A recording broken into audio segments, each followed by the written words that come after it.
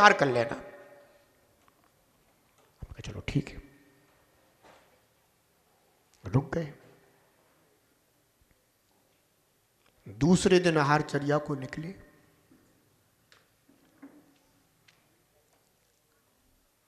विधि लेकर निकले।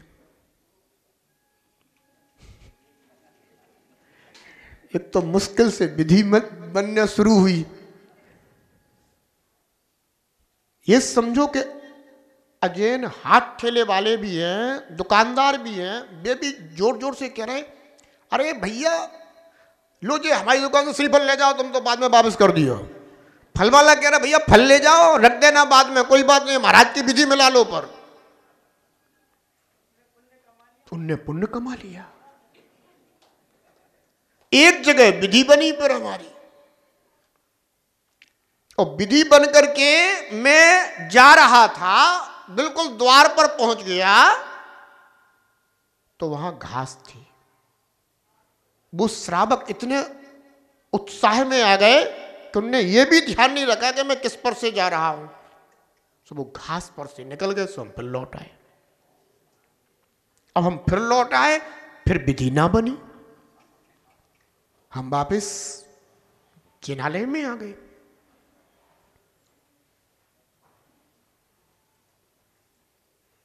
ऐसे छिंदवाड़ा वालों का बहुत पुण्य योग रहा है।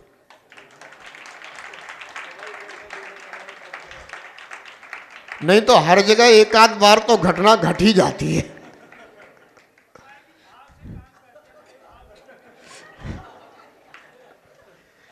नहीं, विशेष पुण्य की बात रही है। नहीं तो एक आध बार तो घटना घट ही जाती है। अब मैं लौट के आ गया। बहुत दुखी हुए श्रावक, बहुत दुखी हुए। अब फिर निवेदन करने लगे कि अब गुरुदेव, हमने कहा देखो अब तुमने कल कहा था, कल ही बात हुई थी। तो पहले तो दुखी हुए, तो बाद में पंडित जी को कुछ बात पता चली होगी, तो आकर के कहने लगे, बोले गुरुदेव आज अच्छा रहा आपका माने आहार नहीं हुआ।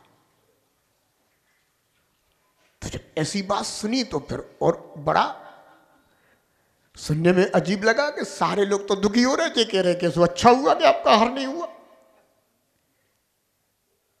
बोले गुरुदेव आज अच्छा हुआ कि आपका आहार नहीं हुआ, क्योंकि आपका जिस चौके में परगाहन हो रहा था, या जो चौके भी लगे थे, तो वो जिस कुएं से पानी आया था उस कुएं में एक बिल्ली मर गई है।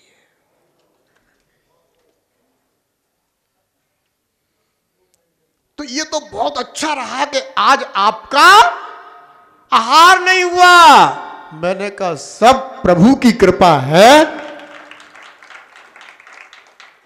कि साधुओं के अपने पुण्य से आहार नहीं भी मिला तो भी वह साधु का पुण्य है, क्योंकि दिनचर्या में दोष नहीं हुआ। ध्यान रखना। अब बिहार तो करना ही था। हमने कहा बिहार है शाम को। अब बोले गुरुदेव इसमें तो बहुत दुख हो रहा है, पर एक बात और मान लो हमारी।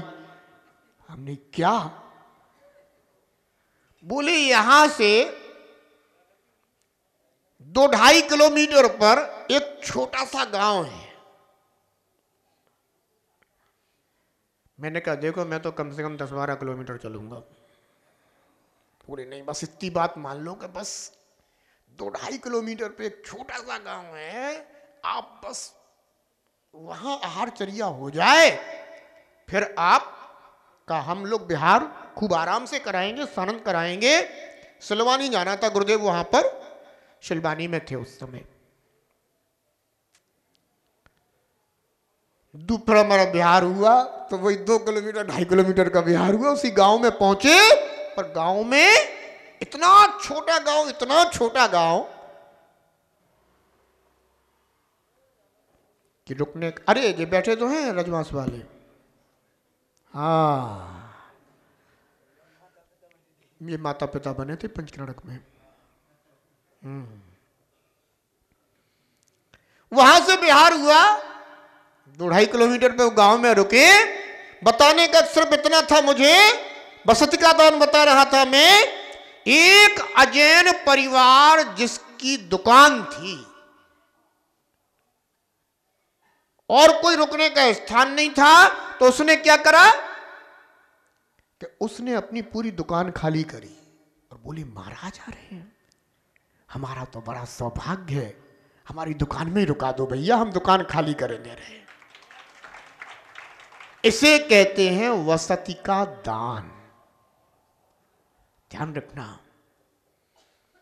भव्य जीव, पुण्यात्मा जीव, भले ही जैन नहीं है, अजैन है, पर अहोभाग्य अपना मानता है कि साधुजनों के लिए अगर वो एक रात भी रुक गए तो हमारा तो इसमें भी महान पुण्य का उदय है। और बंधुओं, ऐसे भाव पूर्वक जिसने 4 प्रकार के दान दिए हैं, अवश्य ही उसके तो दुख संकट स्वयं दूर हो जाते हैं।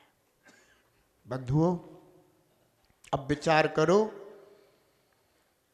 वह अजैन व्यक्ति तो जहां है तहां है, पर आज भी अगर वो याद आ रहा है तो उसका तो पुण्य बढ़ रहा है।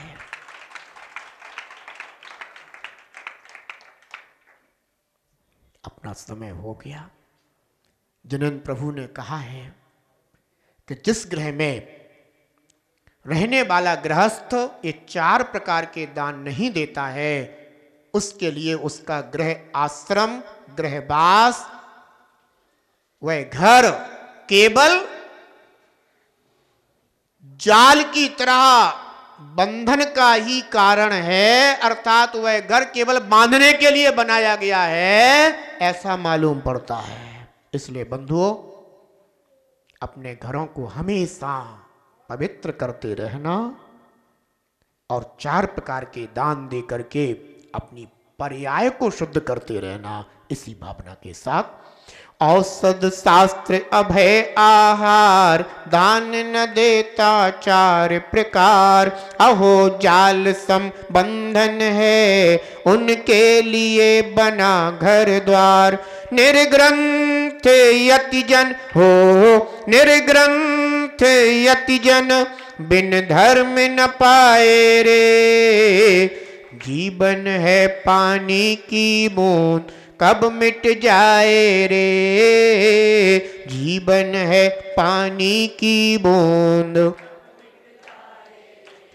हानि अनहानि हो, हानि अनहानि, कब क्या घट जाए रे।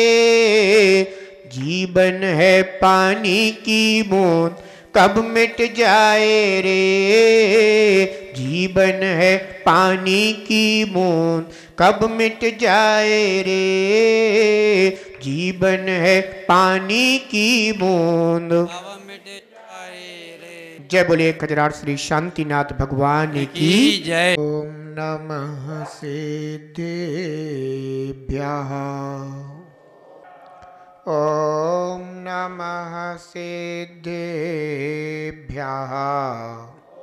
ओम नमः सिद्धेभ्यः।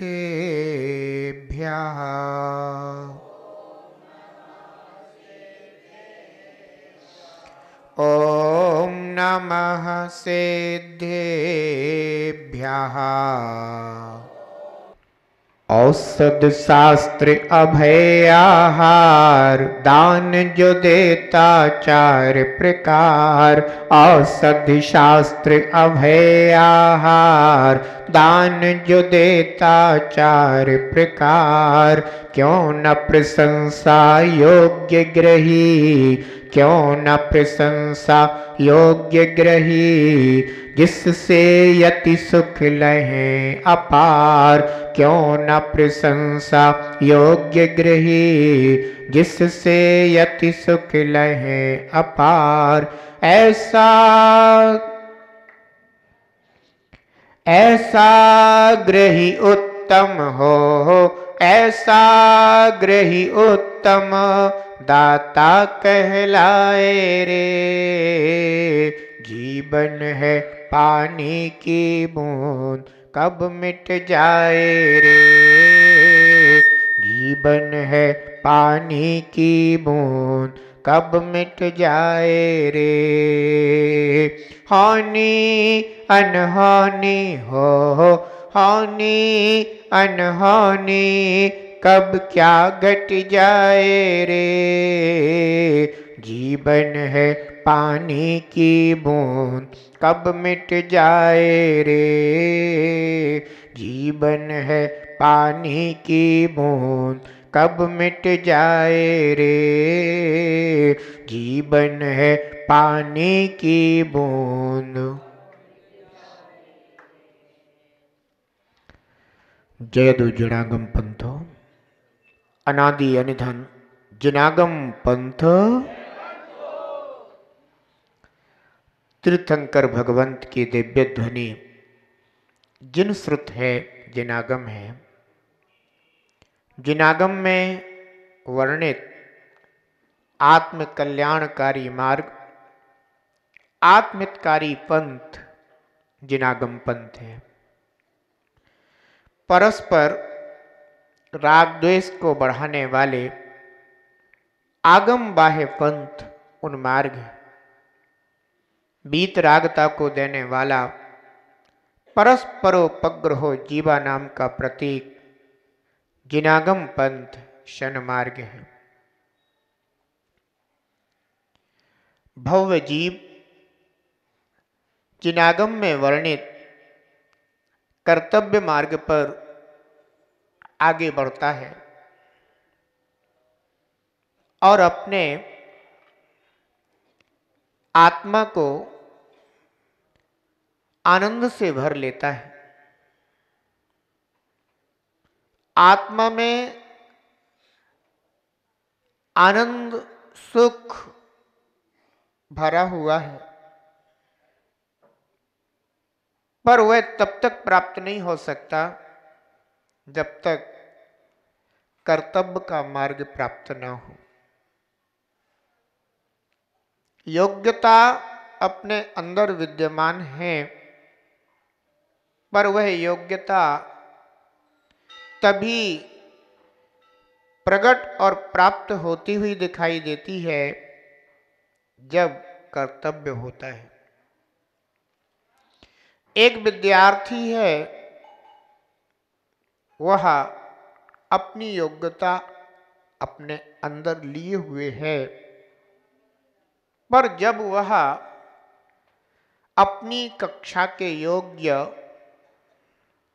विषय को स्वीकार करता है, पढ़ता है और अपने कर्तव्य का निर्वाह करता है, तो वर्ष भर के बाद परीक्षा देने के उपरांत उसकी क्या योग्यता उसके अंदर विद्यमान थी, वह उसे परीक्षा फल के रूप में प्राप्त हो जाती है। विचार करना, वह योग्यता कहीं बाहर से नहीं आई है, वह योग्यता तो उस विद्यार्थी के अंदर विद्यमान थी, पर जब तक वह उस कर्तव्य को प्राप्त नहीं हुआ तब तक वह योग्यता प्रकट नहीं हुई। इसलिए अगर हमें अपनी उस सुख शक्ति को प्रकट करना है, आनंद का अनुभव करना है, तो इसकी योग्यता भी हमारी आत्मा में विद्यमान है। उसके लिए हमें कर्तव्य मार्ग को चुनना होगा। जो भव्य जीव कर्तव्य मार्ग पर आगे बढ़े हैं, उन्होंने अवश्य ही अपनी अंदर की सहज सुख शांति रूप योग्यता को प्रकट किया है, प्राप्त किया है। गृहस्थ जीवन में नाना प्रकार के विकल्प होते हैं, शुभ विकल्प भी हैं, अशुभ विकल्प भी हैं, और ग्रही उन शुभाशुभ विकल्पों में उलझा हुआ अपने पर्याय को व्यतीत करता चला जाता है। जिनेंद्र भगवान कहते हैं कि ऐसा भाव करो, ऐसे कर्तव्य का चयन करो जो तुम्हारी आत्मा को दुख से सुख की ओर ले जाए, अंधकार से प्रकाश की ओर ले जाए, अज्ञानता से ज्ञान की ओर ले जाए, असंयम से संयम की ओर ले जाए, प्रमाद से अप्रमत्त अवस्था की ओर ले जाए। ऐसे कर्तव्य का चयन करो। गृहस्थ जीवन में जब व्यक्ति नाना प्रकार के क्लेशों से घिरता है, नाना प्रकार की विपत्तियों से जूझता है, तब उसे धर्म याद आता है। पर यह धर्म अंतरंग भावों से प्रकट हुआ धर्म नहीं है। यह धर्म आत्म की भावना से किया हुआ धर्म नहीं है। यह धर्म परिस्थिति वसात आश्रय किया हुआ है। और जब तक हम परिस्थिति वसात धर्म का आश्रय भी करते हैं, उससे भी हमारा आत्मित नहीं होता। उससे केवल हम परिस्थिति का समाधान चाहते हैं, पर अपने दुख का अंत नहीं चाहते। अपने क्लेशों का समापन नहीं चाहते। परिस्थिति बदल जाती है, व्यक्ति का जीवन जीने का ढंग बदल जाता है। पर धर्मात्मा जीव होगा, आत्मिक की भावना करने वाला जीव होगा, तो उसके जीवन में चाहे कैसी भी स्थिति परिस्थिति बनती रहे, अनुकूल बने चाहे प्रतिकूल बने, पर वह कभी धर्म ध्यान करना नहीं छोड़ता है। ध्यान रखना,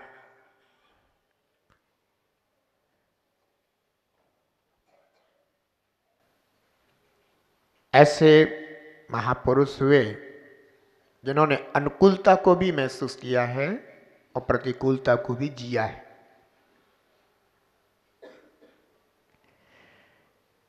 सबके जीवन में केवल अनुकूलता अनुकूलता ही बनती हो, ये संसार का नियम नहीं है।